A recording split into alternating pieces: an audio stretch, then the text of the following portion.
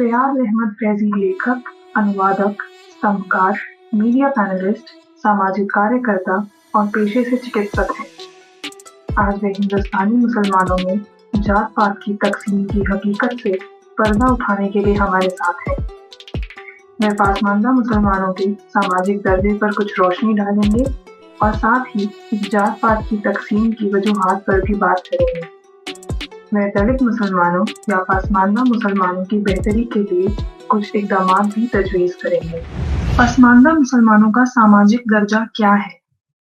इस देश में बसने वाले कुल मुस्लिम जनसंख्या के 90% भाग जो है पसमानदा का है। तो देखिए, सामाजिक स्थिति पसमानदा की तो बहुत ही दयनीय है। एक बहुत ही अच्छी बात है, इस देश के अंदर सोशल जस्टिस की बात होती है और सोशल जस्टिस पे बहुत काम हुआ है।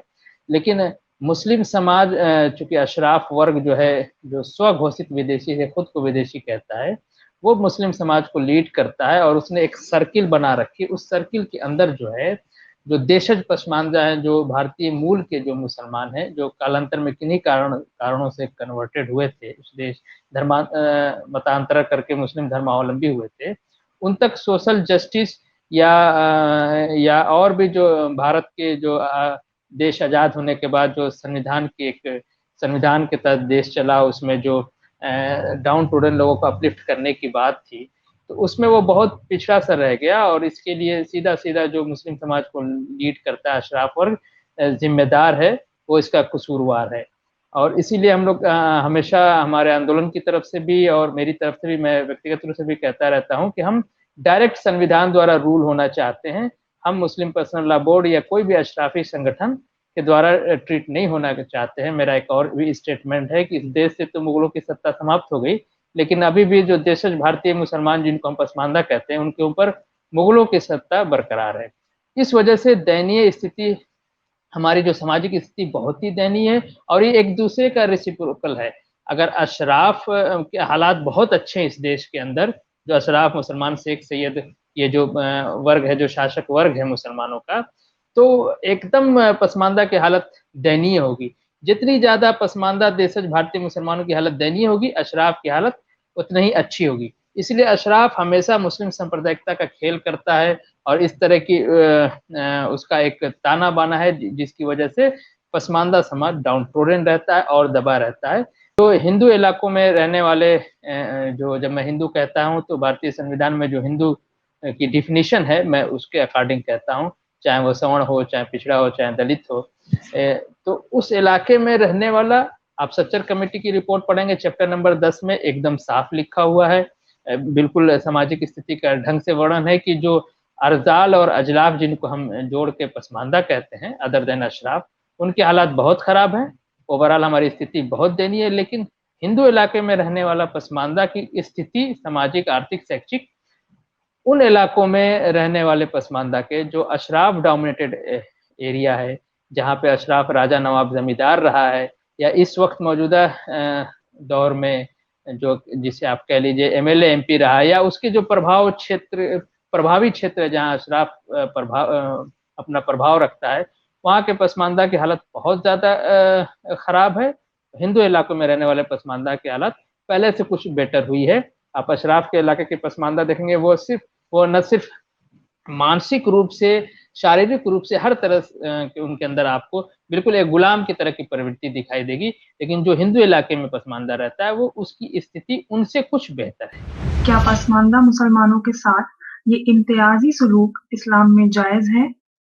देखिए, एक आम तौर से अशराफ वर्ग ये कहता है कि हमारे यहाँ जात पात नहीं है, हमारे धर्म में भी जात पात नहीं, यानी इस्लाम में वो कहता है, और हमारे समाज में भी नहीं है। कुछ स्कॉलर्स हैं जो अशराफ वर्ग से हैं, वो ये बात तो मान लेते हैं कि समाज में है, लेकिन वो धर्म का बिल्कुल इनकार करते हैं। और अशराफ वर्ग एक बड़ा आरोप हिंदू समाज पे भी लगाता है कि जो जात पात, एक तो ये मानते नहीं है। अगर सामाजिक रूप से किसी ने मान लिया कि हाँ, सामाजिक रूप से कुछ जातिगत व्यवस्था है मुस्लिम समाज में, तो इसका सीधा सा इसका आरोप, वो इसका इल्ज़ाम वो हिंदू समाज और हिंदू धर्म ग्रंथों पे कहता है कि मनुस्मृति से देख के ये हमारे अंदर आ गया और हिंदुओं की देखा देखी आ गया। एक और आरोप वो भारतीय मूल के मुसलमानों पे, जिसे हम पसमानदा कहते हैं, उन पे लगाता है कि चूंकि ये कन्वर्टेड हैं और विभिन्न जातियों से थे, वहां से ये जाति व्यवस्था यहाँ लाके हमारे मुस्लिम समाज को और इस्लाम को दूषित किया। ये बात पूरी तरह से सच नहीं है। आप देखेंगे कि हिदाया जो किताब है जिसमें कुफू का सिद्धांत लिखा है, ये इंडिया के बाहर लिखी गई, अली मिर्गनानी ने लिखी है। या आप देखेंगे जो इस्लाम का पहला खलीफा जो चयनित होता है वह अइमतुल मिनल कुरैश हदीस के साथ वो चयनित होता है, जिसका मतलब होता है कि कुरैश से ही खलीफा होंगे। तो पहले खलीफा का चयन में जो है नस्ल कह लीजिए या जाति, इंडिया के कॉन्टेक्स्ट में उसे कह लेते हैं, उसका था। कुरैश देखिए पैदा होते हैं, हम पढ़ लिखे डॉक्टर बन सकते हैं, कुरैश नहीं बन सकते हैं। तो जिसको आजकल कुरैश का मतलब आजकल आप शेख सैयद समझ लें। और दूसरा एक तो खलीफा के लिए ये जो एक हार्ड एंड फास्ट रूल है, हालांकि कुछ लोग इसकी विरोध भी करते कि नहीं ऐसा नहीं है, उस्मानी जो तुर्क थे वो खलीफा बन गए। एक तुर्क जो है उस्मानी खिलाफत को भी बहुत दिन तक जो है वो सुल्तान हुआ करते थे, खिलाफत उनको नहीं मिली थी। उस वक्त पैरेलल जो बगदाद के अंदर अब्बासी में खिलाफत थी वो बिल्कुल सिकुड़ के एक कमरे में आ गई थी, और एक अंगूठी और एक छड़ी और एक चोंगा जो उनका होता था वही खिलाफत की निशानी रह गई थी। और एक बड़े भूभाग पे तुर्क उस्मानियों जो उस्मानियों का आधिपत्य था। दूसरी बात, जो इस्लामिक फिक्र में आप देखेंगे, जो इस्लामिक विधि की किताब है उसमें कुफू का एक सिद्धांत है जो ये कहता है कि जो है शादी ब्याह में, कुफू कहते हैं बराबरी, क्योंकि शादी ब्याह में कौन बराबर है। तो उसमें आप देखेंगे कि उसमें पेशे का विभेद है, उसमें नस्ल और जाति का विभेद है, उसमें क्षेत्र का विभेद है कि अरबी जो है बड़ा होता है, आदमी छोटा होता है, एक दूसरे के बराबर नहीं है। तो इस तरह के सिद्धांत, और ये सारी किताबें जो हैं अरब उलमा की लिखी हुई है, अरबी लोगों की लिखी हुई है, जिसका मनुस्मृति से, ब्राह्मणों से या हिंदू समाज से कोई लेना देना नहीं, कोई टच नहीं है। तो इस तरह की बात ये पहले से है। इंडिया में जब ये लोग आए तो ये पहले से अपना इस्लामिक टाइप का नस्लवाद और जातिवाद, जिसको रेसिज्म या कास्टिज्म आप कह लीजिए, नस्ल परस्ती उर्दू में कहते हैं, वो लेकर ही आए थे।